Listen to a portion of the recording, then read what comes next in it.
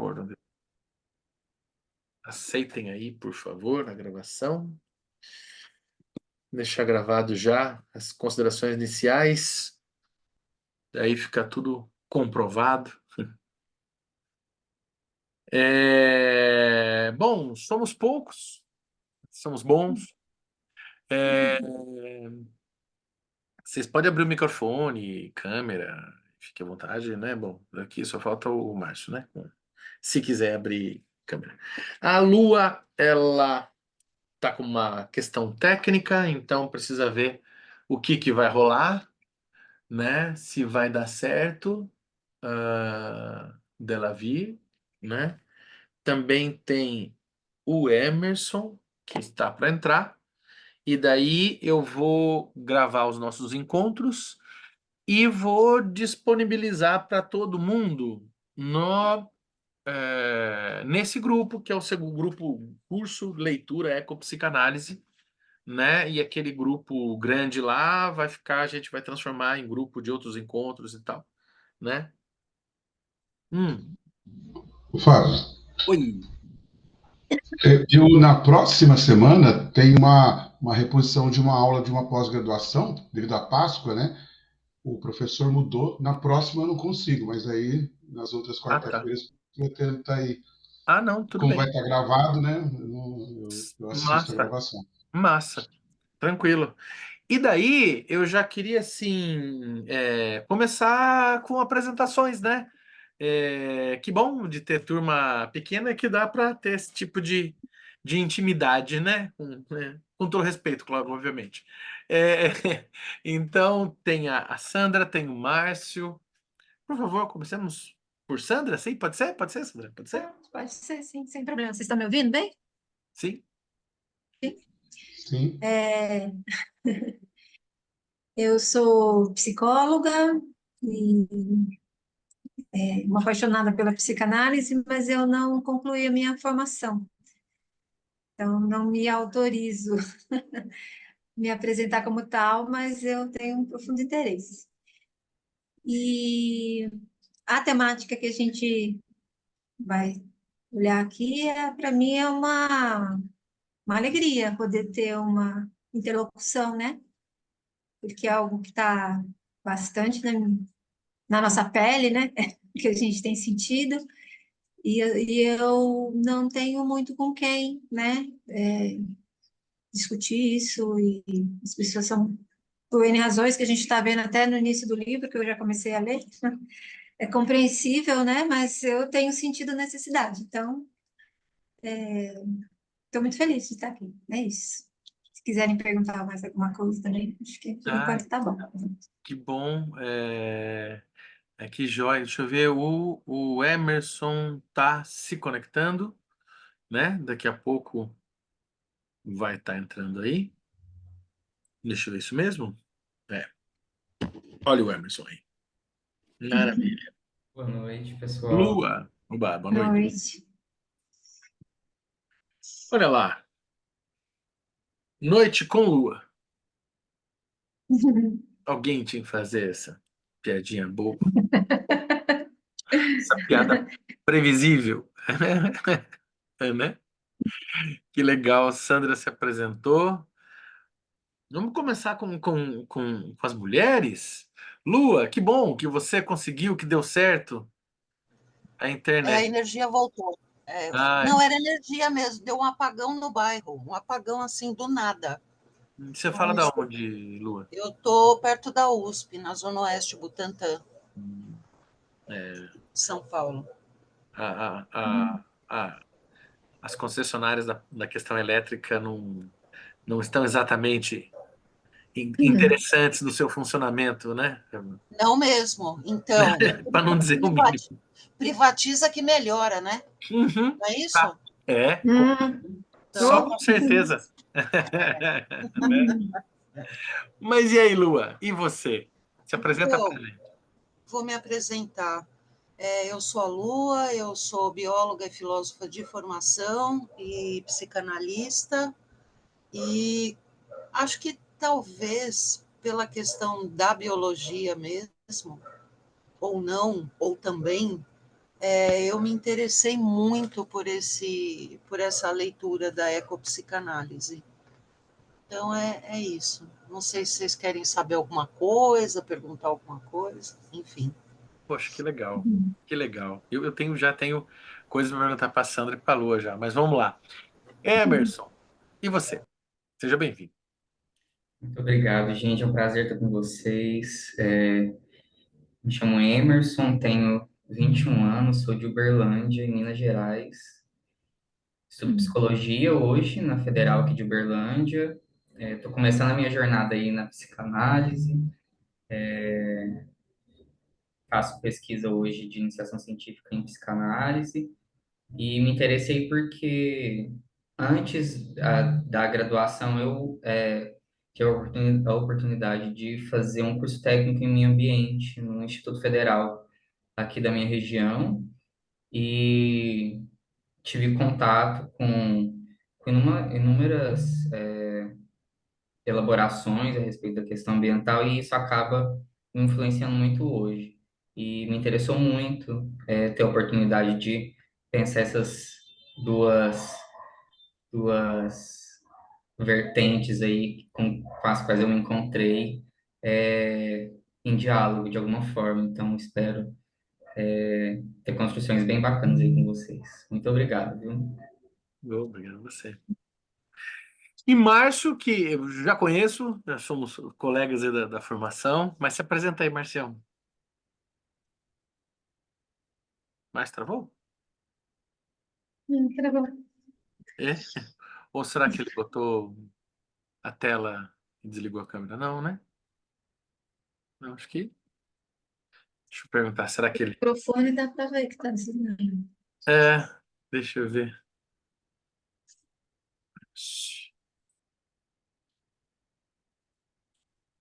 Você... É isso mesmo? Como é que chama Ah, o Márcio voltou. Ah, Ah, o Márcio voltou. Caiu a conexão aqui. Se apresenta aí, Márcio.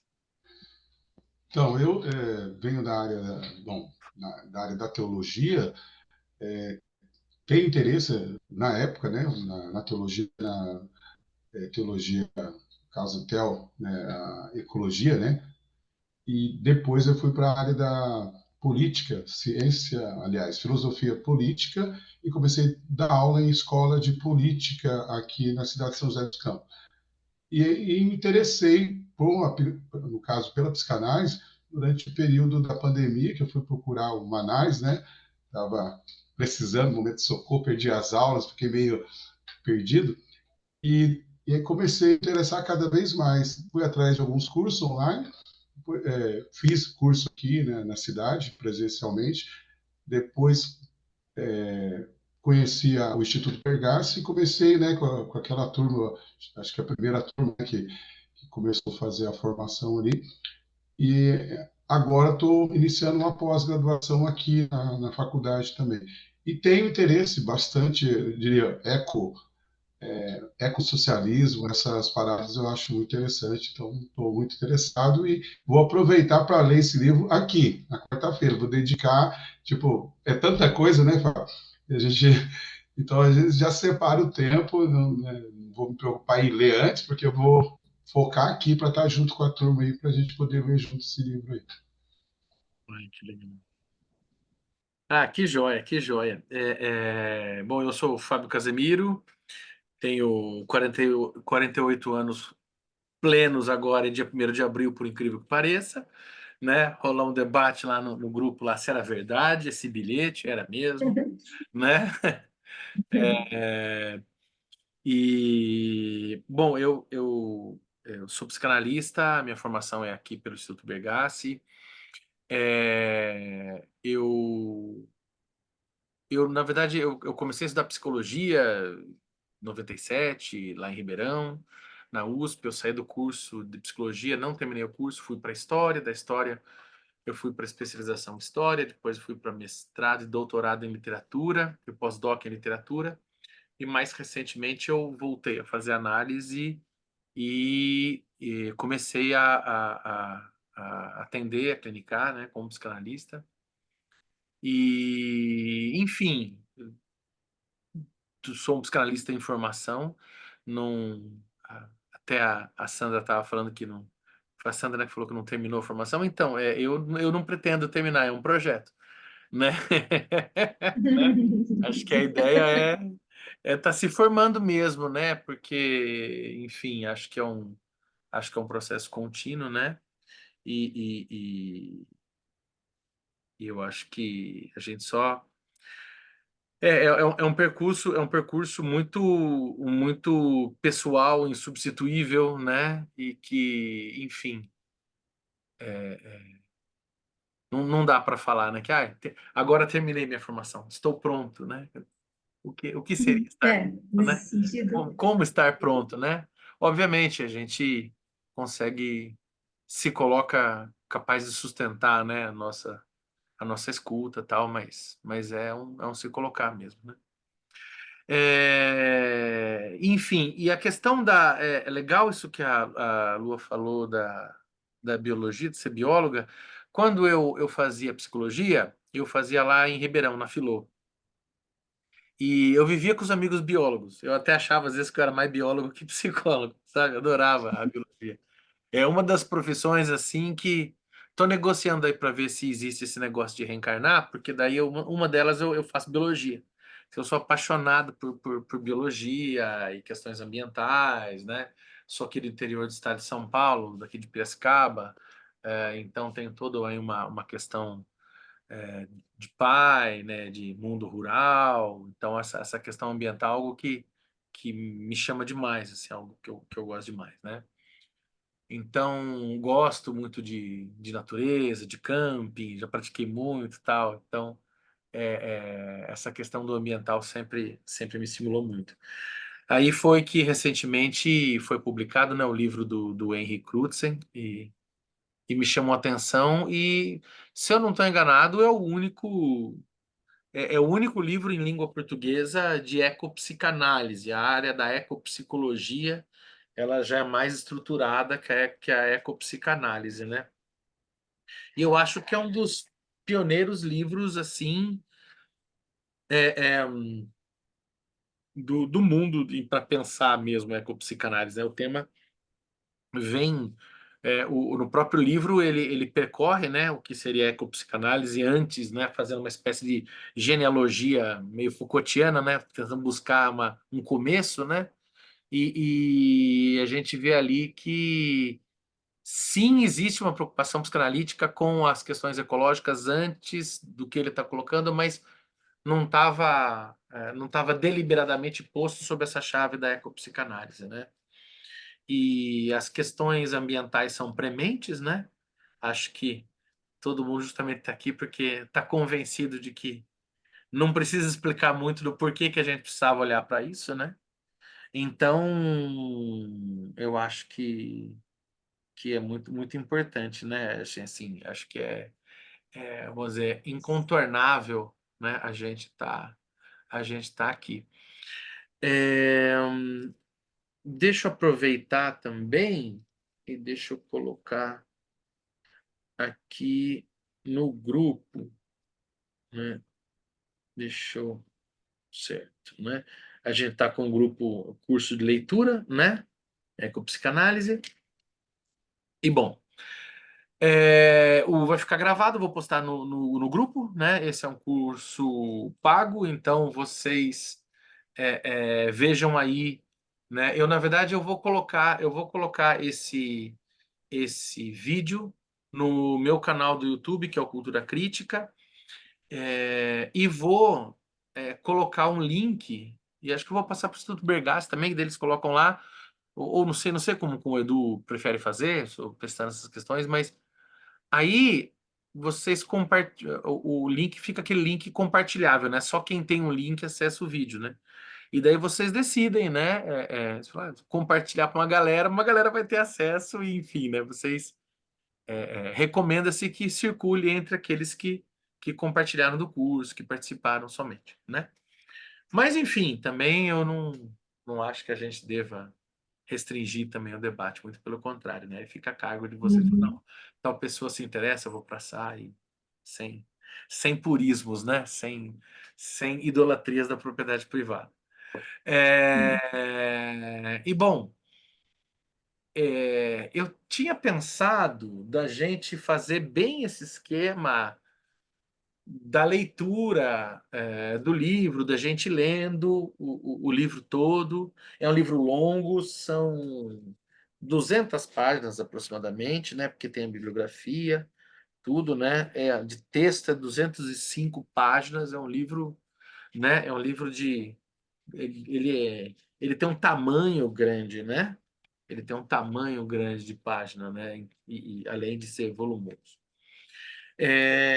Então, assim, sim, a gente pode ir lendo e tudo bem, mas também tem a possibilidade, não sei como vocês preferem, da gente começar lendo e de repente a gente se organizar, e, por exemplo, cada semana ou a cada quinzena a gente pega um de vocês, seleciona X páginas, 10 páginas e apresenta um trecho, ou ainda a gente pode intermear com outras obras também.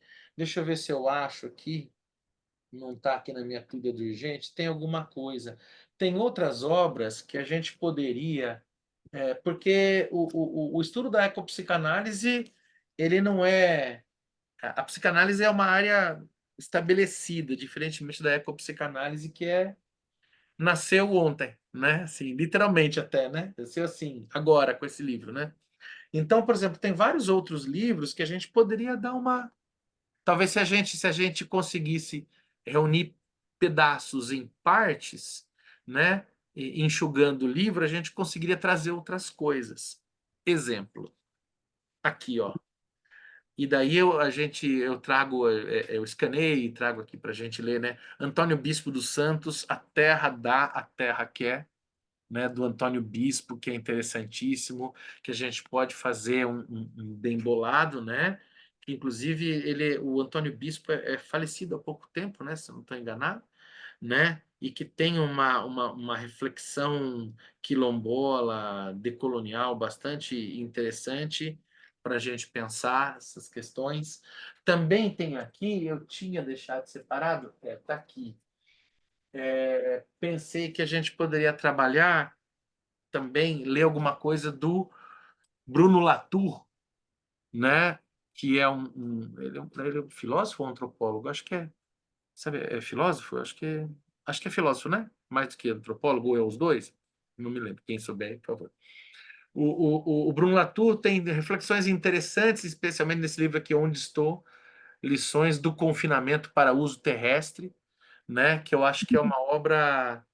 Ele brinca com Kafka, ele parte desse olhar, só que se colocando não no lugar da suposta barata kafkiana, né? Que, aliás, diga-se, né? Nunca foi uma barata, né? No conto do Kafka, Metamorfose. É legal como a gente sempre pressupõe, né? A barata kafkiana, mas é um inseto, né? Nunca não necessariamente uma barata, né?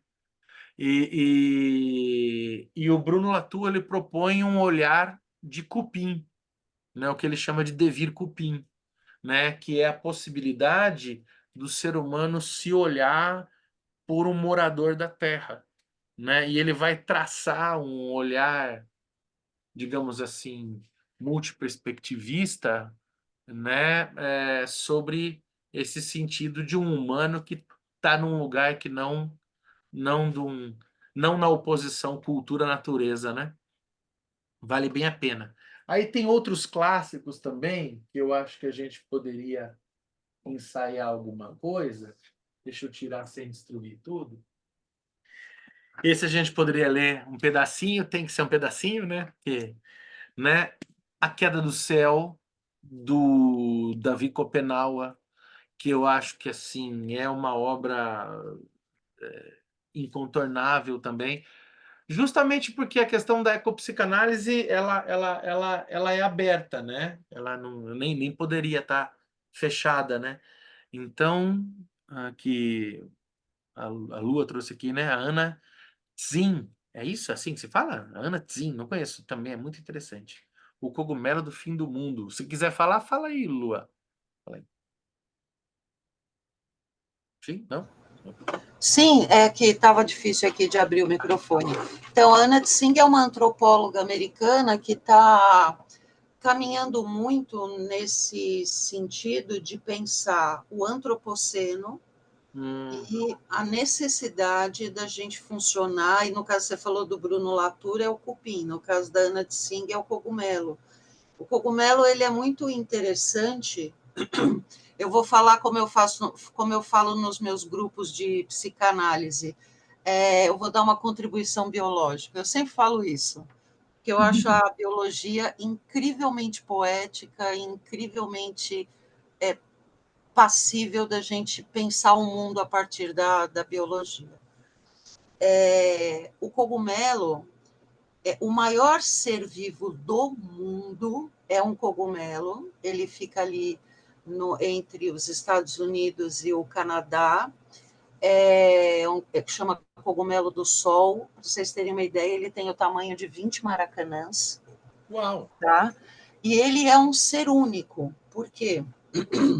Os cogumelos, eles formam uma estrutura que a gente chama de micélio, que são fios bem delicados, né? Quem já teve alguma coisa mofada em casa, aquele mofo branco, sabe? São aqueles fiozinhos e eles estão todos interligados. Então, é um ser único, tá? E tem o mesmo DNA em qualquer parte. Imagina 20 maracanãs, né? Eu até fecho os olhos para tentar imaginar essa imensidão. E em qualquer lugar que você pegar, tem o mesmo DNA. Então, a Anna Tsing, e tem também o fato de que os cogumelos são decompositores, né? São eles que ciclam a matéria orgânica, porque a quantidade de matéria é sempre a mesma no planeta, né? Na natureza nada se cria, nada se perde, tudo se transforma. Então, a Anna Tsing, ela usa esse modus operandi dos cogumelos para pensar novas realidades dentro do antropoceno. Nossa, que legal. É muito interessante. Você sabe que você estava falando, tem uma série da Netflix, eu acho que foi na Netflix que eu vi. O Cogumelos Fantásticos. Qual? Isso. Cogumelos fantásticos. Então, sim, eu vi também. Achei sensacional. Mas tem a última versão de Star Trek da Netflix. Vou dar um spoiler aqui. Assim, tem uma parte da série que eles começam a viajar no tempo, mas a partir de uma rede de micélio, uma espécie de micélio intergaláctico. Então, a rede de micélios funciona como se fosse um buraco de minhoca, né? E daí, você falando dessa questão, eu falei, nossa, que legal. Inclusive, é uma série bem interessante que trabalha com a ideia de multiétnica, assim, não eurocentrada. É uma série que trabalha com várias questões assim, interessantes, né? E você, Lua, que está trazendo essa ideia do cogumelo, se eu não estou enganado, eu vi em algum lugar, não sei se foi nessa outra série da Netflix dos cogumelos, que há uma hipótese de que o reino fungai seja extraterrestre mesmo, né? Que assim, que não seja algo natural da Terra, que seja assim como a Não, água, eu ou é natural? desconheço. Não, Eu você que manja, eu. desconheço essa ideia e acho muito Ah, pouco provável, tá, falei besteira. porque, não sei, é um grupo bem diferenciado, né? Tanto que tem um reino que lhe é próprio, mas ele está muito próximo dos animais. É, É, está muito olha só. próximo, assim, seriam primos, vamos dizer, de segundo grau. Que primo de primeiro grau são os outros primatas, né? O primo de segundo grau seriam os fungos. Olha só, olha só.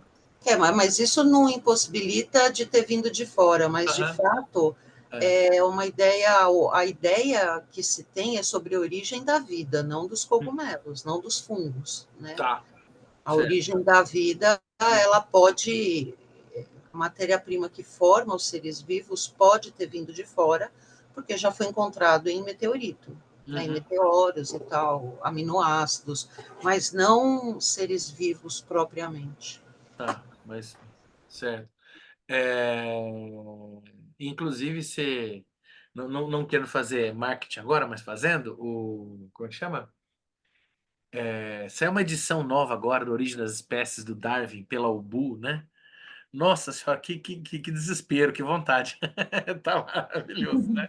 É Saiu muito linda essa edição e ela foi traduzida a por tradução um para cima. pelo Pedro Paulo Pimenta, PPP, que foi meu professor na filosofia. Ele é uma pessoa extraordinária, O assim. Pedro Paulo, ele não é ele que é um dos pensadores e tradutores do Marx? Não, tô louco. É ele, não. Não, não, Não, tá, não. então tô confundindo com outro. Não, ele é mais do mundo muito assim, ele tem um interesse muito particular pelas ciências da natureza, dentro da Tá. filosofia. Ah. Então, essa, por exemplo, na verdade, até aproveitar esse olhar micélico, né? Ou até para brincar com o Deleuze, né? A ideia do rizoma também, né? Que assim, na verdade, o que eu venho propor aqui para vocês, ainda mais quando o curso eu abri para as inscrições, eu vi que estava, né, que tava dando pouca gente, eu falei, nossa, e agora? Né, até a Lua falou, não, mas não desiste. Eu falei, aí, será? Vou falar para todo mundo, falar, gente, olha, acho que não rolou, vamos, enfim.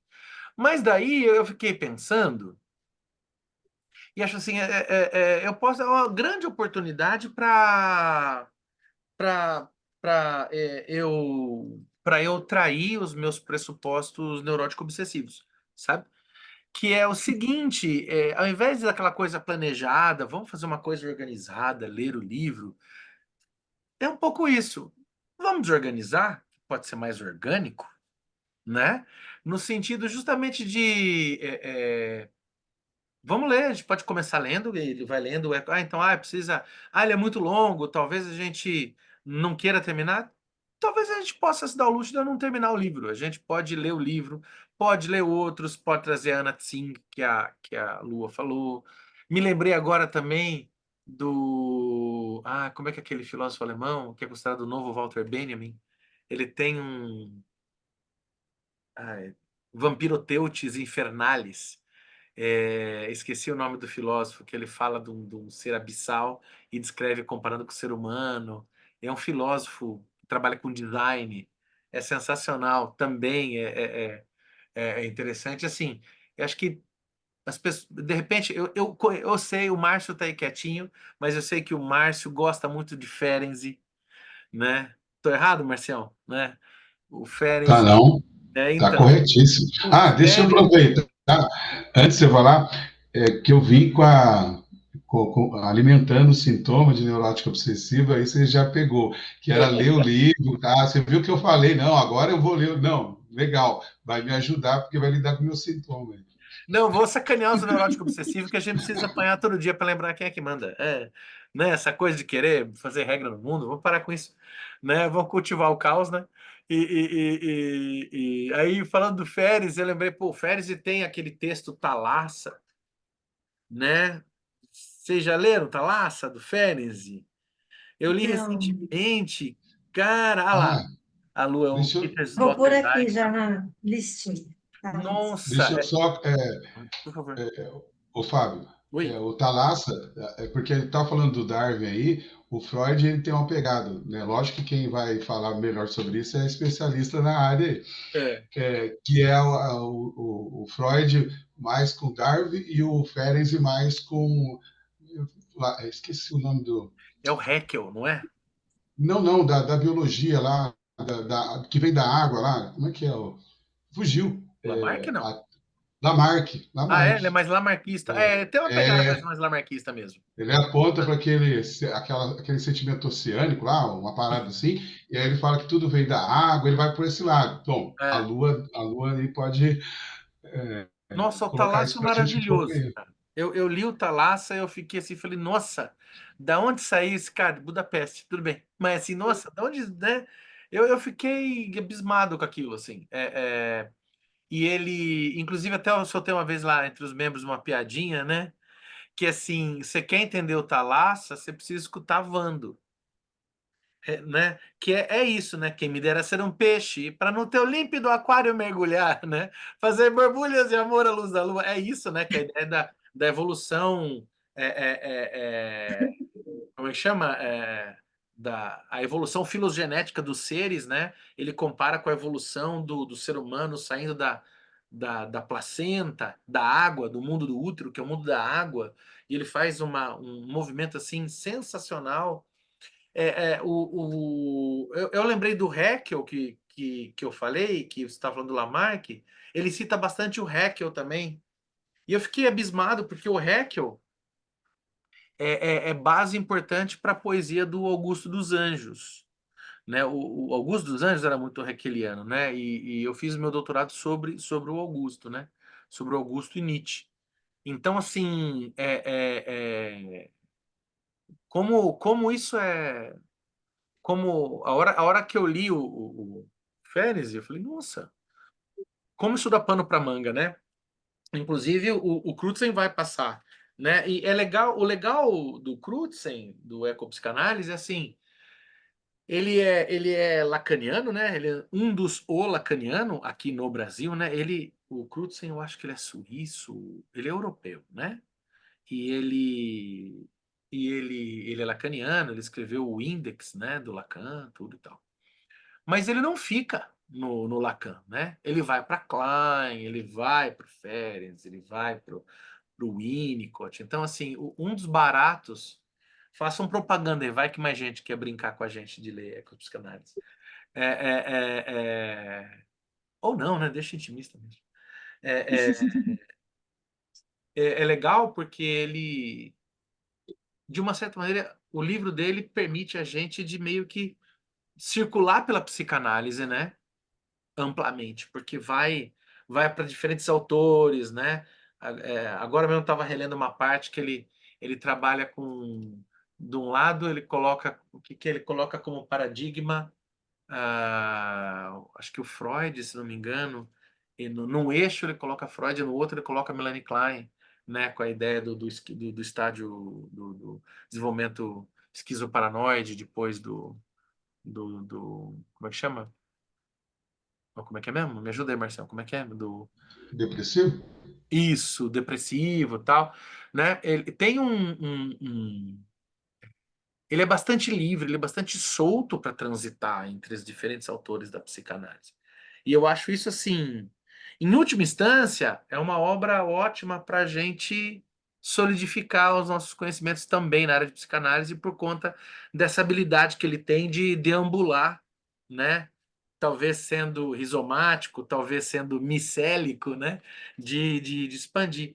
Aí tem o Byung-Chul Han também, que tem um texto sobre a questão da natureza também, que é bem interessante. A Lua falou aqui do Peter Sloterdijk, né? Eu ouvi falar muito, falam bem do Sloterdijk, né? Parece que, inclusive, é um pensador, se não me engano, conservador, se eu não tô errado, né? Não, eu Mas que coloquei ótimo também, né? O Peter aí porque você estava falando, tentando lembrar o nome do filósofo Ah, alemão. Aí ah, eu só tá. perguntei se não seria Ah, o ele. Sloterdijk, é. É. Mas eu não conheço o Sloterdijk, eu nunca li nada, mas parece bastante interessante, né? Uma coisa ou outra que eu vi, parece que de repente. E eu acho que a gente poderia, nesse ataque ao mundo das regras, né? Para sacanear eu e o Márcio, não sei se tem mais pessoas aqui devotas da neurose obsessiva, tamo junto. É, é, Diagnosticado, não. se a gente brincar com, né, com os nossos fantasmas, quem é que vai fazer por a gente, né? Então, e se não seria, se de repente não é uma ideia legal da gente lendo e e rompendo com novas ideias e trazendo elementos e se reorganizando, né? De um modo baguncístico, né? Que proponha uma nova possibilidade, né? Então fica aí aberta essa ideia e vocês fiquem, por favor, super à vontade para falar, viu? Vamos. Lembrei disso, vamos ler tal coisa? Vamos. E a gente vai pensando junto, né? Aprendendo juntos, né? Eu não sou especialista em ecopsicanálise, não sou especialista em Lacan, que é o pressuposto do Henry Knudsen. Já tem momentos aqui que ele vai para uns grafismo lacaniano. Quem de vocês aqui for mais... Quem que é o Emerson? Será que é mais dado aos grafos lacanianos, né? Eu confesso que eu tenho uma certa resistência aos desenhos do Lacan. Eu falo, mas para que desenho, gente? Não precisava, né? Podia explicar com palavra, tava bom, né? Então, é, é, é, mas vamos lá, vamos começar com ele e vamos dar uma olhadinha. Ahn, e daí, todo mundo tá vendo, danado? Na tela aí, Uhum. né? O livro do Crutzen, olha ele aqui, né? Psicólogo psicanalista. Estudou na Bélgica, não sei se ele é de lá, mas parece que grande parte da carreira dele é de lá, né? Na Bélgica, Université Catholique de Louvain, trabalhou em consultório, instituições públicas, saúde mental na Bélgica durante 20 anos. Membro da Associação Belga Le Questionnement Psychanalytique, membro da International Association for Learning Profissionais, nossa lá. Autor dos livros Index, referência dos seminários de Jacques Lacan, né, pela Anthropos, e sobre trauma, não tinha saído a edição em português, né? Ainda, acho que quando sai essa orelha do livro, que é super recente, né? Eu acho, né? O índex em português. Psicanálise e transversalidade, estudos de psicanálise relacional, para uma nova definição do espaço clínico, psicanálise relacional, neurociências, psicologia do desenvolvimento, né? Radicado no Brasil desde 2001 e em João Pessoa desde 2006, onde mantém consultório. Nada bobo ele de morar em João Pessoa, uma cidade maravilhosa. Ficar lá em Praia Vermelha. Praia Vermelha, que chama Areia Vermelha, né? É Vermelha, não me lembro. Já fui lá uma vez. É ruim, a parte única, a parte ruim de João Pessoa é a parte que tem que voltar, né? É... Tá aqui do ano passado o livro, né? Os agradecimentos. Sumário, o livro tem introdução e 4 partes, né? Não, mais. 4 partes, 8. E a conclusão, 8. Né? Tá aqui, vamos conhecer a obra. Um estado constante de expectativa angustiante, capítulo 1. Fora de natureza, psicanálise clássica, os mecanismos de defesa, o ambiente não humano. 2. Ecopsicologia, a busca do objeto perdido, uma conexão necessária com a mãe natureza, uma revolução na consciência humana, um self ecológico, a busca do objeto perdido. 3. A natureza é precisamente fruto da cultura, situações edípicas e fórmulas da sexuação, o imaginário simbólico e real, objeto A, angústia e gozo, os mergulhados aí nas terminologias lacanianas, né? 4, uma ecologia sem natureza, situação da questão. Trata-se de que natureza? Pergunta interessante mesmo. Natureza é ecológica? A escrita é ecológica. 5. O clima, o divã e a melancolia. O clima no divã, a galáxia da vacuidade, as relações de objeto com o mundo não humano. Crescimento sem fim num planeta finito, perda, melancolia e ambivalência.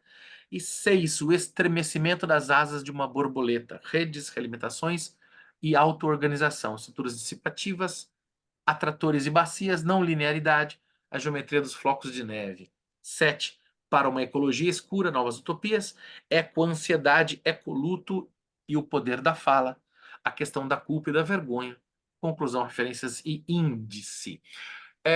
A obra, é óbvio, ela se baseia em um monte de coisa do Freud, Winnicott, Lacan, Klein e outros, né? Mas me parece que tem um pilar bem interessante, que vale bem a pena ir dar uma olhada, ter sempre à mão.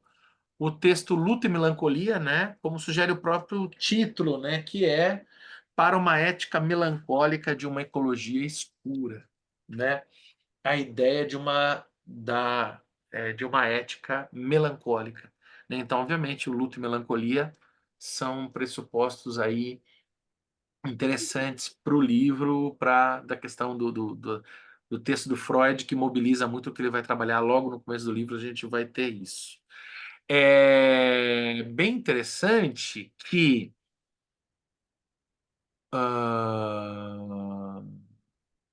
que eu falo para vocês, eu não consigo não pensar também e acho que eu não falei aqui, de um outro livro possível da gente relacionar, que é o do Krenak, né? Que é, como é que é o nome? Lições para adiar o fim do mundo, né? E é legal do próprio título do Krenak, né? Que ele fala lições para adiar e não para impedir o fim do mundo. Ou seja, o fim do mundo virá, né? O que a gente pode fazer é adiar um pouquinho mais, né? A questão é que o fim do mundo talvez não devesse ser adiado, né? Se a gente entender que o fim do mundo poderia ser bom, no sentido não do fim da gente, nem do fim da vida, mas do fim de um mundo, e a gente pode pensar numa sociedade capitalista industrial, pós-industrial, nesse aspecto, talvez o fim do mundo fosse necessário, né? Uma vez que é justamente esse mundo tal qual se apresenta, que é o agente de uma relação econarcísica, né, e tal. Fábio, eu posso fazer um comentário? Todos, por favor. Eu acho que quando a gente fala de fim do mundo, na verdade a gente está falando do fim do ser humano. Uhum, Porque o mundo vive muito bem sem nós, obrigada. A vida, ela se insinua, ela se impõe de uma maneira muito forte, muito inexorável, sabe? Você sabe que antes da pandemia, eu vou contar isso para vocês, que me dá até um calafrio de lembrar isso aí. Eu estava dando aula de biologia, obviamente, e aí um aluno falou assim: Ah, Lua, como é que você acha que o ser humano vai acabar? Né? Você acha que é aquecimento global e tal, e não sei o que? Eu falei, não. Eu acho que vai ser um micro-organismo. Ou um vírus, ou uma bactéria. E nós vamos tudo para o saco. É sério, Lua? Eu falei, seríssimo. Porque são organismos incrivelmente resistentes, têm uma diversidade metabólica absurda, as bactérias. Eu sempre falo para os alunos, quando te perguntarem alguma coisa de biologia e você não souber a resposta, você fala bactéria que está sempre certo. Porque as bactérias conseguem fazer tudo, né? Por que eu estou falando isso? Estou falando isso porque a gente costuma, isso que você falou mesmo, né? Muito de um pensamento muito antropocêntrico, que o fim do mundo é equivalente ao fim da humanidade, mas não, eu tenho plena convicção de que o mundo continua muito bem sem nós. Não, com certeza. Eu acho, inclusive, é bem por aí que o livro vai colocar mesmo, né? E acho que essa questão da urgência da ecologia, da consciência ecológica, as pessoas que não perceberam, não se tomaram por essa questão, é porque estão achando, falam, é o fim da natureza. Não, não é o fim da natureza, não, querido. É o fim da gente, né? A natureza vai bem, o planeta, né? Inclusive, não vai ser a primeira vez que tem no planeta que você tem extinção, né? Aliás, não seria nem uma extinção em massa, seria extinção de uma espécie apenas, né? Então, dentro desse jogo, inclusive o planeta está acostumado já, né? Com esse metabolismo de devorar-se, né? Faz parte da lógica do planeta. Então, aí é que entra a ideia do Krenak, né? Como é que a gente adia mais um pouquinho? Porque talvez seja um circuito necessário, né? Por que não dizer natural, né? É, Vocês leram Ideias para Adiar o Fim do Mundo?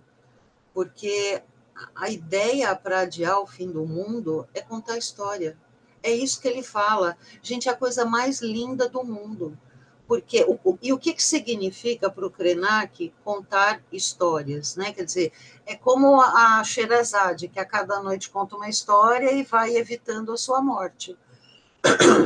Significa contar novas histórias, outras histórias, que não a do homem branco ocidental europeu, que essa daí a gente já sabe como é e já sabe que não está dando muito certo. Né? Então é muito. E é um livro bem pequenininho, gente, dava para a gente ler num encontro.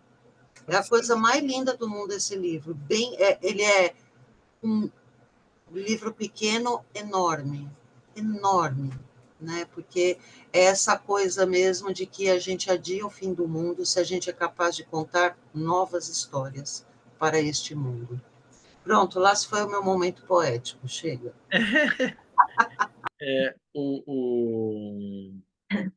Deixa eu ver, eu tô com ele aqui. Ideias para adiar o fim do mundo. Eu acho que a gente consegue, como é que chama? Eu tenho o Kindle aqui no Note, e eu acho que a gente consegue ler pelo Kindle, enfim. Ou até em PDF. Eu não sei se tem em MOB, mas eu acho que eu tenho o PDF. Eu vou dar uma olhadinha e aí eu mando para vocês se eu tiver. Se não, Tô mandando, eu não sei nem se não tem na biblioteca também, eu não vi lá no IB. De repente tem também, né, na biblioteca do IB, não é verdade? Mas sim, se você encontrar, manda pra gente eu mando. e a Mando gente sim. já divulga a ideia e a gente poderia ler mesmo. Eu acho bem, bem legal. O Krenak é muito bom, né? Enfim, vamos ver esse comecinho aqui, né? Ele coloca, né? Vamos considerar os resíduos radioativos. Eles estão armazenados em alguns lugares, geralmente não muito divulgados, em alguns buracos cavados em zonas remotas, ou são jogados em containers no fundo do mar. Vamos agora imaginar que esses resíduos possam ser armazenados em quantidades pequenas, em containers seguros de vários tamanhos e colocados como monumentos nas praças públicas, nas esquinas das avenidas importantes, ou ainda melhor, em cada casa em cima do buffet ou na cristaleira. Poderia até ter um pedaço maior no MASP. Em última análise, são nossos resíduos e são da nossa responsabilidade. São nossos objetos melancólicos, memórias do futuro para uma ecologia escura. Né? Aí da nota 1, as páginas intercalares são ampliações a partir de uma ideia de Timothy Morton. Né? Introdução. Alguns meses atrás eu estava conversando com um colega sobre questões ligadas à psicanálise e sua inserção no mundo contemporâneo. Deixa eu aumentar aqui, que eu sou meio cegueta. No calor da discussão, veio-me a ideia de propor um vínculo entre as questões ambientais, consideradas de maneira geral, e a prática da psicanálise. Estava trabalhando sobre a questão do trauma e da necessidade de transdisciplinaridade no tratamento de vivências traumáticas, e surgiu essa ideia de considerar, nesse mesmo contexto, o impacto que poderia ter uma reflexão psicanalítica apoiada nas questões ambientais tão cruciais no Brasil. A psicanálise e a psicoterapia têm uma tendência singular de ficarem satisfeitas por permanecer na sua própria bolha, sem prestar muita atenção no mundo onde está inserida. Temos dois exemplos históricos muito interessantes dessa situação, como lembrado por Donna Orange, de 2017. A primeira situação foi a situação do próprio Freud, que permaneceu na sua casa em Viena até os últimos momentos, apesar da presença crescente e ameaçadora dos nazistas ao redor, com suas perseguições aos judeus cada vez mais reais. Como explicar essa inércia do Freud? Será que ele estava cego por sua paixão ao trabalho, seu amor pelo iluminismo alemão, que não conseguia ver que ele e sua família judia, assim como a própria psicanálise, estavam se deparando com um perigo mortal na Viena do fim dos anos 30? Né? Aí vem, sabemos que ele escapou no dia 4 de junho de 38 com a ajuda da princesa Marie Bonaparte, cujo papel foi crucial. Ela provavelmente salvou a vida do fundador da psicanálise. Todo mundo conhece a famosa foto da chegada de Freud na estação de trem de Paris. O segundo exemplo vem um pouco depois e acontece também durante o período nazista em Londres dessa vez. A British Psychoanalytic Society mantinha suas reuniões durante a guerra e os bombardeiros alemães. Uma anedota célebre, bem típica do humor inglês, relata que Winnicott, tinha que ser, né? No meio de um ataque aéreo e dos debates entre defensores e Melanie Klein, de um lado e Diana Freud de outro lado, fez os comentários seguintes: eu gostaria de assinalar que é um ataque aéreo em curso. Né? Essa cena é muito pitoresca, né? De passagem, né? A cara do Winnicott fazer isso, né? Esses dois exemplos destacam um pouco o interesse dos psicanalistas sobre o acontecimento ao redor deles. Como podemos descrever, a situação atual, que, diferentemente dos exemplos citados, é muito menos visível no cotidiano do nosso trabalho e de nossas pesquisas e disputas teóricas. Recentemente, houve novidades nessa frente com as ondas recentes do feminismo e das questões de gênero, pouco apreciado, né? E questionaram a psicanálise profundamente. Ainda mais recentemente, as questões relativas à branquitude e ao racismo começaram também a ser desenvolvidas nas publicações psicanalíticas, juntamente com a interseccionalidade, Crenshaw, 89.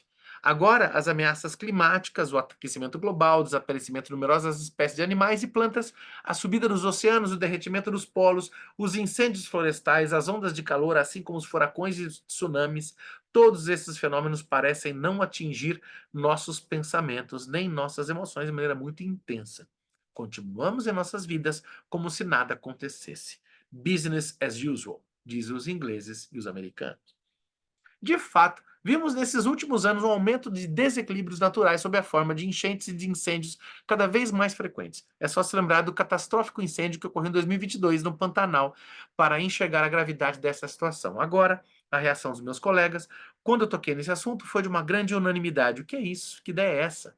O que tem a ver a psicanálise, que tem como objeto o estudo e a cura das dificuldades psíquicas do ser humano, com a ecologia e com o meio ambiente? Isso não é misturar tudo de maneira irresponsável e de me tratar de sonhador holístico, que, sob a influência dessa ideologia transdisciplinar, termina de colocar juntas coisas que não têm nenhum tipo de relação entre si.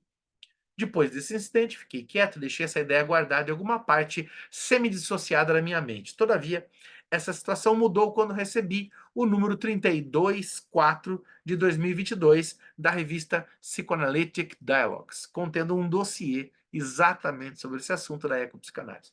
Descobri que essa ideia já existia antes da minha conversa com meus colegas, que já havia analistas trabalhando com seriedade sobre o assunto. Essa foi naturalmente a oportunidade para aprofundar minhas hipóteses e começar a pensar de maneira mais intensa essa questão que estava me preocupando. Como sempre em nossa área, comecei a pesquisar o que autores já reconhecidos estavam dizendo sobre esse assunto e como suas opiniões poderiam nortear um pensamento necessário sobre essas questões hoje em dia. Descobriu que o campo da ecopsicologia estava de vento em popa e que já existiam institutos e organizações de psicólogos trabalhando com essas questões. Agora, em relação à psicanálise, as coisas estavam muito mais escassas.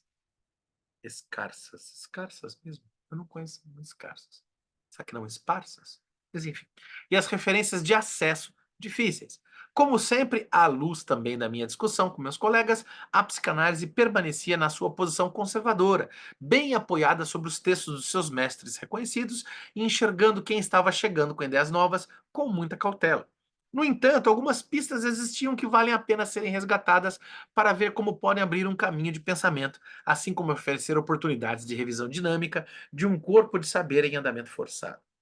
Mas a questão começou a ter uma realidade mais concreta para nós psicanalistas, quando de repente alguns pacientes começaram a tocar nesses assuntos ambientais. Era para considerar essas manifestações de eco-ansiedade como algumas fantasias inconscientes oriundas dos complexos familiares ou como elementos do real.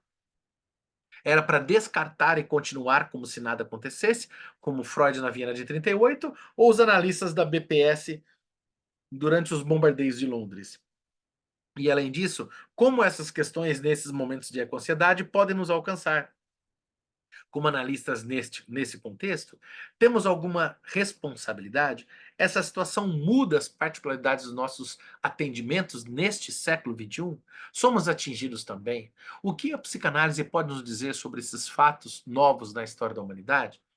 Essas perguntas e outras, elas relacionadas, começaram a nortear minha pesquisa e acabei me dando conta de que o assunto era de primeira importância e realmente não podia mais permanecer na semiconsciência, Picala 2020, onde os mais variados mecanismos de defesa podem atuar para nos ajudar a colocar tudo isso embaixo do tapete.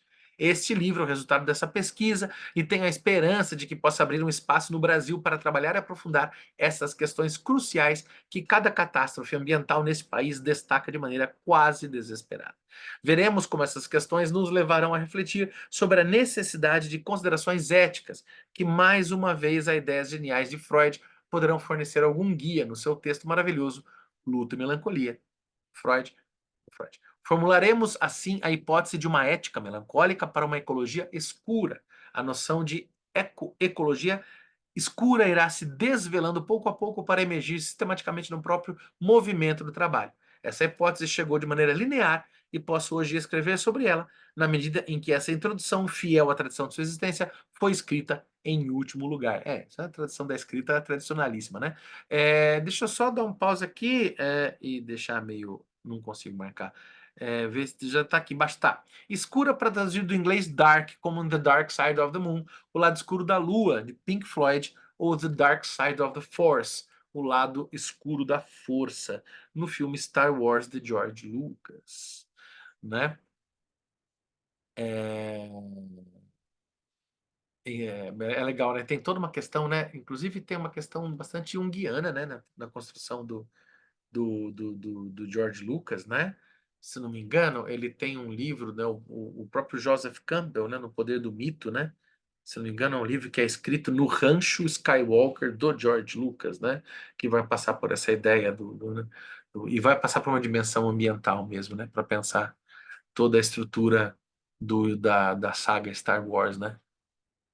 Teve gente que não entendeu, né? Que era sobre questionar o pensamento imperial, né? Dos impérios, né? Mas tudo bem, né?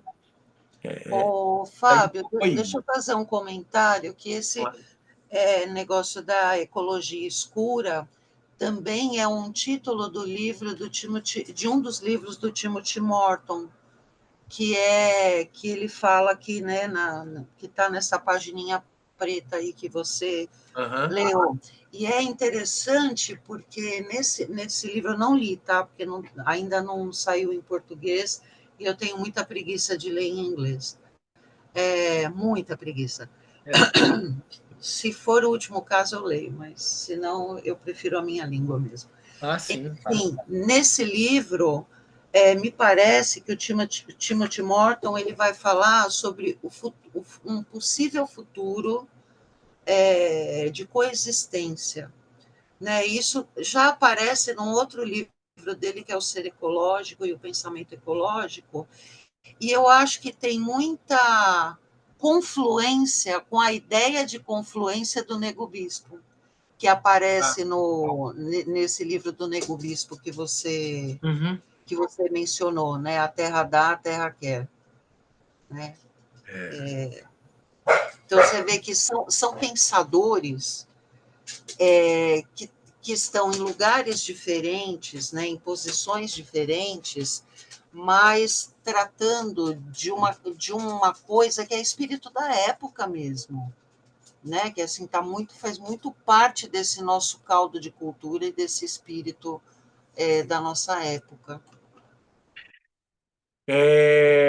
Não, então, eu só concordo. Eu só concordo porque, assim, no meu pós-doc, o que eu estudei foi justamente isso, as representações de natureza na literatura brasileira, a partir do romantismo. Porque o romantismo nada mais é do que uma visão sobre a natureza, uma visão, obviamente, colonial de si mesma, né? Do europeu que se coloniza para colonizar o mundo, e um Brasil e um Estado brasileiro que se coloca numa condição de símbolo de nacionalidade, enfim, né?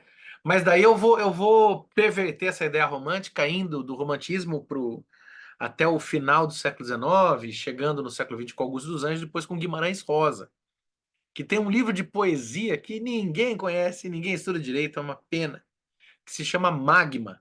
O Guimarães Rosa tem um livro de poemas chamado Magma, né? O único livro de poemas do Guimarães Rosa, né? Que é infelizmente uma edição rara putz, eu tenho aqui, comprei, paguei o olho da cara quando eu estudava o livro e tal, enfim. Ô, É, é, Fábio, só um comentário jocoso sobre esse livro. é, Eu tenho e ele foi furtado. ah, Quer dizer, não é assim, furtado, não, eu furtei, não, o livro está não, comigo. você roubou, não, ótimo, tudo bem. Roubei não, que roubar é muito forte. Não, Eu peguei emprestado a e prazo não perdido. devolvi mais. É, E, assim, me fiz de morta, é, total. é Está um aqui comigo, é lindo. fundo de Loan. Você tem o Magma, então, putz, o Magma se não me engano, a última vez que eu vi estava R$ 200, Eu né? acabei de olhar, tá 300. Como é que é? Acabei de olhar aqui, tá R$ 300. Cara, eu vou ver, vou ver se eu escaneio o Magma e bota na biblioteca do Bergassi, porque... E tem um problema que, assim, não querem liberar o direito... como é que é? Não querem liberar o direito autoral da família. É a filha, né, do Guimarães Rosa, que ela é Dona Vilma, se não me engano, ela é puxada na questão do direito autoral e não está liberando, né, do Guimarães Rosa. Então, assim, aí ninguém consegue fazer uma outra edição do Magma, né, que a única edição é de 1900 e não foi publicada em vida, né? Ele ganhou um concurso da Academia Brasileira de Letras na década de 30 e lá ficou e não publicou, né? O Guimarães Rosa ele era meio ruim com a poesia dele, falava que não gostava tanto, e tal, mas enfim, ele não precisa gostar, a gente que tem que gostar, né? O autor é a última pessoa que importa para dizer da obra. Lamento, sinto muito, né? A poesia para quem usa, né? Não é verdade? Eu acho, fechando o que a Lua comentou, eu acho que no meu pós-doc eu não consegui concluí-lo, e a ideia era não concluir mesmo, que assim, cada vez mais premente existe a necessidade de uma literatura, de algumas literaturas, em vários sentidos da expressão literatura, não só enquanto arte, mas enquanto expressão nos vários sentidos, né? Que busquem a travessia do sentido do que é o humano, dessa ideia que rompa a cisão entre homem e natureza, né? E daí, por exemplo, a literatura indígena, né? Como, por exemplo, o Tokenak, tem a Trudruá do Rico também, tem Davi Copenaua, Márcia Cambeva, Eliane Potiguara, tem toda né, uma literatura indígena, assim, poderosíssima, tal. Depois eu passo para vocês, eu apresentei um webinário, anos atrás, preciso achar onde é que está no YouTube, apresentando na época a Truduá do Rico, né, que era, enfim, ela se chamava Julie, né, do Rico, ela muda o nome depois para Truduá. Enfim, e ela apresenta a obra dela e fala da literatura indígena, bem legal que ela fala, né, do próprio conceito de autoria indígena, que era recusado no Brasil, né? O conceito de autoria indígena era algo recusado, assim, não era possível existir um autor indígena. Depois eu mando para vocês isso, né? Eu acho que é isso que a gente vai trabalhar aqui, né? Nessa questão do ecopsicanálise mesmo, né? Como que a gente vai pensar uma subjetividade que se construa numa relação mais íntima com a ideia de natureza, né? De ambiente, e não uma ideia de recusa, né? Não numa epistemologia de cisão, né? Precisa ser mais integrado, né? Mas esse cara que você falou aí vai. Se eu não estou enganado, todas essas partes escuras que dividem os capítulos aqui do Henry, se não me engano, são desse pensador que a gente citou aqui, que você falou, como é que é mesmo? O nome dele? Você falou dos livros em inglês, tudo? É Timothy Morton. É todas do Timothy Em, Morton. em português tem 2 livros dele, um que chama Ser Ecológico e o outro Pensamento Ecológico. Olha lá, interessante. Eu acho que ele usa bastante esse autor aqui. Legal. Continuar mais um pouquinho. Um ponto de destaque aqui, né? Deixa eu ver deixa eu continuar mais em cima aqui, ó. A noção de ecologia escura está se desvelando pouco a pouco para emergir sistematicamente do próprio movimento de trabalho. Essa hipótese chegou de maneira linear e posso hoje escrever sobre ela na medida em que essa introdução, fiel à tradição de sua existência, foi escrita em último lugar. Um ponto de destaque aqui. Este livro não terá como objeto a necessidade de cuidar da questão ecológica, numa demonstração, mais uma, de que a situação está grave, que não podemos mais adiar, etc, etc.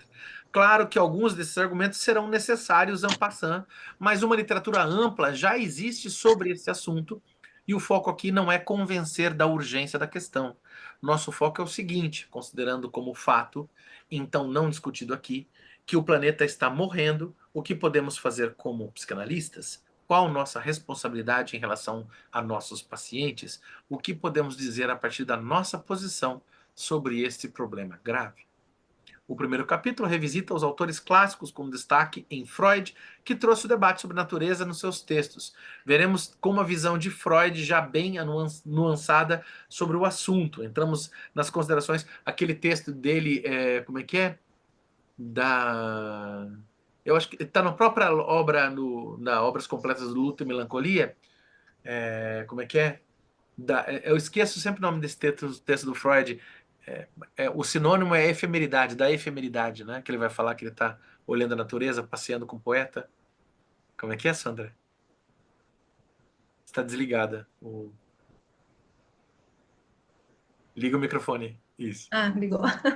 Transitoriedade, né? Isso, eu sempre esqueço o nome. Acho Transitoriedade. belíssimo, belíssimo. É um dos pressupostos aqui do Henry Kreutzer, né? Esse Uhum. texto é muito bom.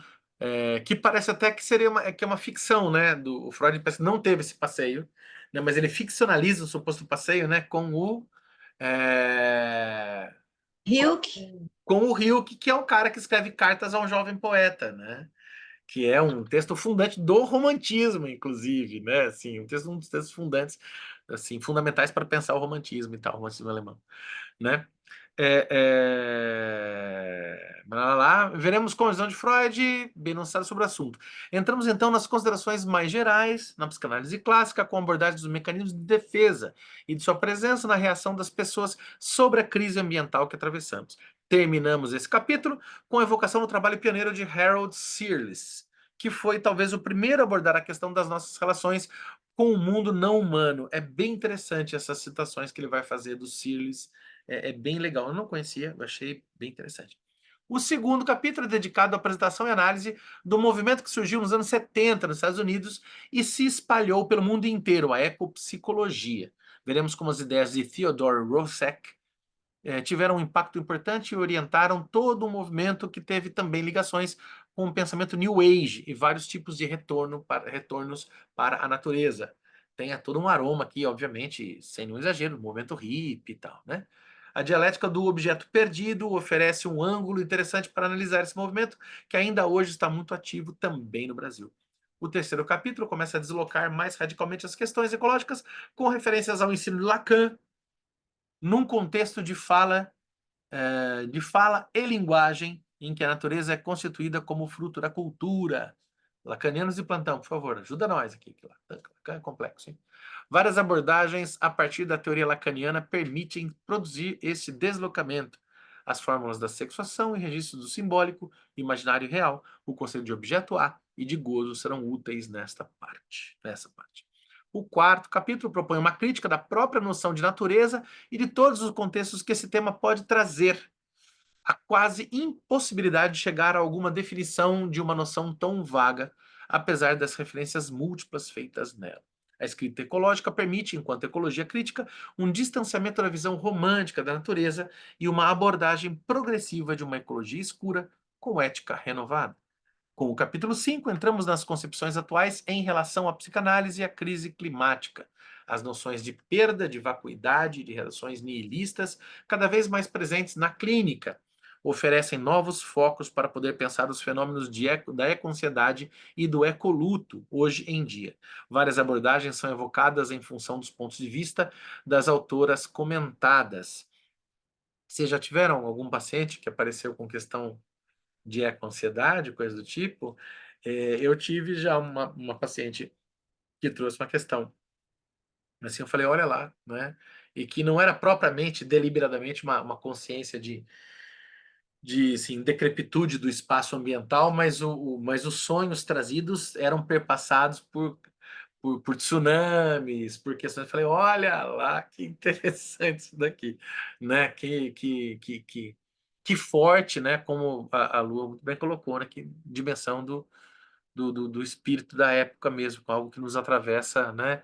Porque falar, mas qualquer sonho pode ter uma tsunami, pode ter um cataclisma dessa natureza, mas veja, não é da praxe, não é da realidade, pelo menos até o momento, né, do Brasil, cataclismas ambientais de grande, como é, por exemplo, no Japão, né? Inclusive agora está tendo na Netflix aquela série, uma releitura da série Shogun, né? que vem do livro lá do Shogun, que eu não sei porque não fizeram uma nova tradução para português. Por favor, façam, que eu estou azedo de vontade de ler. Né? Só tem em inglês também, que ele tem caríssimo no estante virtual, e enfim. Tem cenas lá da questão dos japoneses com a natureza, né? Dos terremotos, né? Isso, se tratando de um Japão feudal, é interessantíssimo, né? Que ele fala do japonês diante da morte, né? Como o japonês se coloca diante da morte, como a morte faz parte da vida, né? Para a cultura oriental, porque justamente você está aqui e de repente tudo chacoalha, e daí o que você tinha, você passa na série Shogun, você tem elementos assim, olha, tá tendo, vai acontecer uma guerra, mas daí veio um terremoto e assim, esse terremoto muda o mapa da guerra, porque parte de um exército ficou soterrado, assim, né? Só que no Brasil não, né? A gente não tem essa realidade tão preeminente e tá lá. Muitas vezes a gente tá lá no trabalho da psicanálise e aparece né, o paciente com questões prementes ambientais, né? Isso acredito que venha a se tornar cada vez mais comum, né? Fábio, deixa eu fazer um comentário. Por favor. Eu já tive alguns alunos que verbalizaram essa ansiedade, essa eco-ansiedade, né, de assim, meio desespero, o mundo vai acabar e tal. E tem um filme francês, que eu acho que é de 2018, que se chama O Professor Substituto, que é exatamente sobre esse tema. É Olha, um grupo de alunos que dá uma pirada, eles ficam, nossa, dá uma pirada boa ali, aquele grupo de alunos, e a motivação deles é essa questão ambiental premente. Chama o professor substituto. olha que legal. Se a gente encontra para assistir.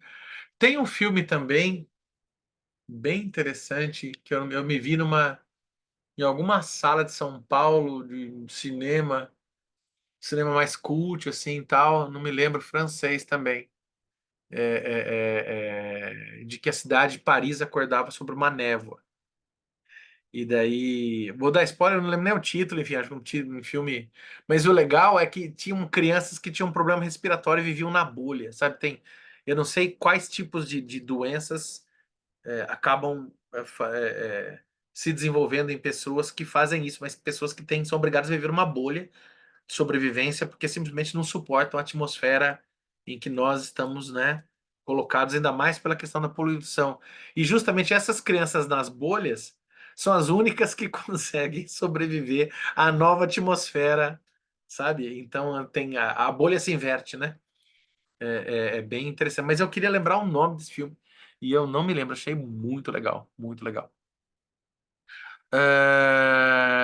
Aí, enfim, ele continua. Segue um capítulo sobre as teorias da complexidade, dos sistemas dinâmicos não lineares, da geometria fractal, da teoria quântica. Olha quanta coisa fácil. Noções como a realimentação, por exemplo, são simplesmente inescapáveis para poder entender o que está acontecendo com o nosso planeta e clima, por lógica fractal, né? Eu olhei até pensando aqui no que a Lua trouxe, né? Por lógica fractal, eu quase, de maneira herética, aqui, de maneira desobediente, colocaria a lógica fractal, colocaria a lógica rizomática, lógica micélica, né? Eu acho que a gente poderia pensar, né? Uma vez que os micélios têm toda uma organização fractal, né? Nessas suas redes, né, de funcionamento, né? A própria psicanálise se encontra no meio desse debate com questões urgentes sobre a construção de uma metapsicologia que toma conta dessa ciência contemporânea. O último capítulo traz as conclusões em que uma ética melancólica para uma ecologia escura pode propor. Escolhemos aqui uma citação de Timothy Morton, que servirá também de conclusão, abrindo assim um parêntese, que poderá ser fechado na conclusão desse trabalho. Ironicamente, contemplar profundamente as ideias verdes é abrir mão da ideia da natureza, a única coisa que mantém uma distância estética entre nós e eles, nós e isso, nós e ali. Em vez de tentar tirar o mundo da lama, podemos pular dentro dessa lama. Escolhemos e aceitamos nossa própria morte e o fato da mortalidade entre as espécies e os ecossistemas. Isso é a última racionalidade, guardar nossa mente aberta para o absoluto desconhecido que está por vir. Uma advertência para a ecologia profunda. Se estetizarmos essa aceitação, chegamos ao fascismo, o culto da morte. Em vez disso, o criticismo ecológico deve politizar a estética. Escolhemos o solo envenenado. Seremos iguais a essa atualidade insensata. A ecologia pode existir sem natureza, mas não existe sem nós, né? Morton 2007, página 206. E daí ele começa o segundo capítulo. Escolhe uma lagoa ou um rio perto da sua casa, poluído e envenenado. Isso não deve ser muito difícil de achar. Recolhe um pouco de água numa linda garrafa de vidro com uma etiqueta colorida em que poderá escrever água do rio, lagoa, etc. Né? Coloque o nome do rio ou da lagoa. Repita a operação com outras garrafas. Venda os produtos como enfeites de Natal. São lembranças melancólicas para uma ecologia escura. Né?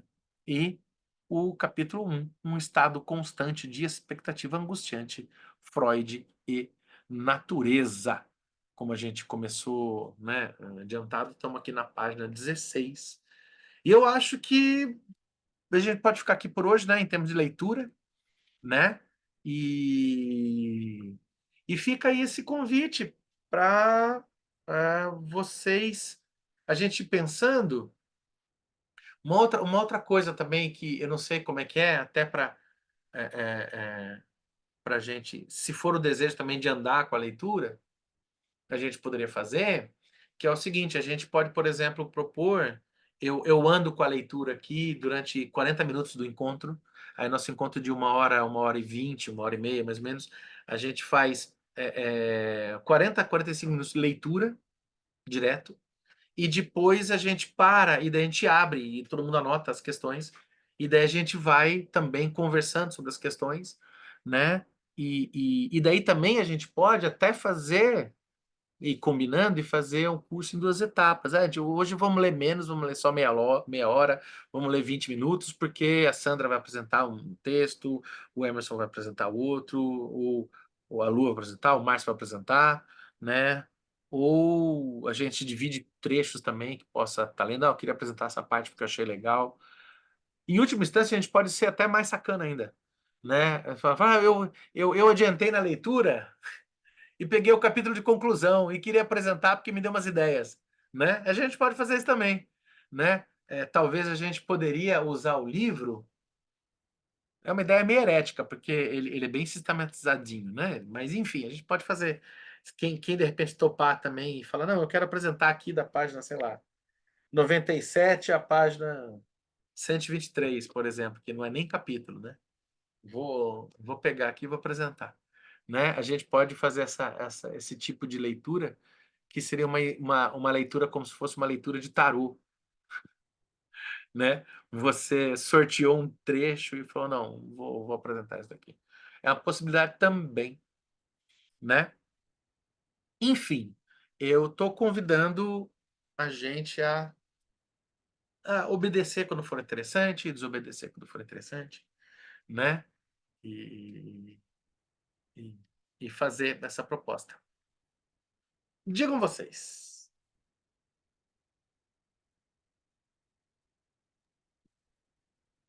Diga, Sandra. Eu acho que para começar, para engrenar, a gente podia ficar com esse seu formato aí de uns 35, 40 minutos de leitura, e aí aos poucos a gente vai, Uhum, né, dominando melhor legal. os conceitos, se inteirando do tema, né? Acho que Massa.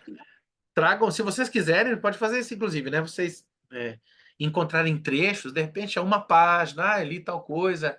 Eu tô com umas ideias aqui de uns livros, por exemplo, né? Eu tô aqui na cabeça, tô lendo e tô pensando, nossa, isso daqui tem alguma coisa do Augusto dos Anjos, tem alguma coisa do Manuel de Barros, né? Tem alguma coisa do Raduan Nassar, que é super interessante, né? Enfim, tem outros autores aqui que eu tô matutando. De repente, falar, não, vou trazer no meio de uma leitura, né? A gente lê 40 minutos, fala, olha, então eu trouxe aqui 2 páginas de um filósofo, de um antropólogo. Achei essas 2 páginas do Levi-Strauss aqui, Ah, legal tá? isso. Né? A gente pode meio que Uhum. trazendo pílulas, né? De Fragmentos. isso, né? Vou É, fazer como se fosse um piquenique, né? De ideias, né? sim, Um sim. converscote, eu gosto dessa palavra, né? Palavra de velho, né? Converscote. É sensacional, né? Boa. Mas é isso. Mais alguma ideia? Mais alguma contribuição? E eu vou, então, gravar, ver como é que eu gravo, como é que eu coloco aqui e mando para todo mundo no grupo, nosso grupo, que somos quanto? Um, dois, três, quatro, cinco, né? E Uhum. mando lá pra gente. Tá certo? Certíssimo. Mais alguma questão? Não, acho que tá bom. Eu já coloquei lá no grupo ideias para adiar o Hum, fim do mundo em PDF e em MOB. Então, poxa, Ai, quem não tem Kindle pode ler no computador mesmo. legal. Acho bem chato, mas, É enfim, também. se Gostava só do tem livrinho, né? PDF, só tem. Dá para ler o PDF no Kindle também, mas o MOB é melhor, né? Porque você Melhor. consegue É. aumentar tamanho, mexer na fonte e tal. O PDF não dá para fazer nada. É mesmo o Kindle, viu? Às vezes, quando eu posto, assim, o livro de papel é sensacional, né? Eu É. sempre fui entusiasta do Kindle, mas o papel é tão legal, né? Não, amo. Mas enfim, a gente lê como pode, às vezes não dá nem para comprar para ter um PDFão, vai ele mesmo, né? Exato. Paciência. Legal. Então, e daí eu posso compartilhar no grupo, né, do Instituto, né, o PDF, né, como chama, do Krenak, né, para colocar para gente lá? Claro, É? porque Massa, isso massa, aí eu acabei de pegar na internet enquanto você estava lendo. Show. ah, ligeira. Obrigada, Isso Lu. aí. Então é isso Imagina. aí. Semana que vem nos vemos, então. Obrigado a todas e todos pela participação. Fico muito feliz que nosso curso vai andar. Tá ótimo. Obrigado, Boa semana, gente. Não, obrigado, gente. Valeu. Valeu. Até mais. Boa Tá. semana. Até mais. Vou desligar aqui. Valeu.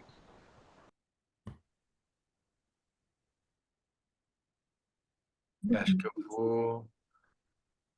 Acho que eu posso sair, que eu acho que vai dar, né? Acho que vai.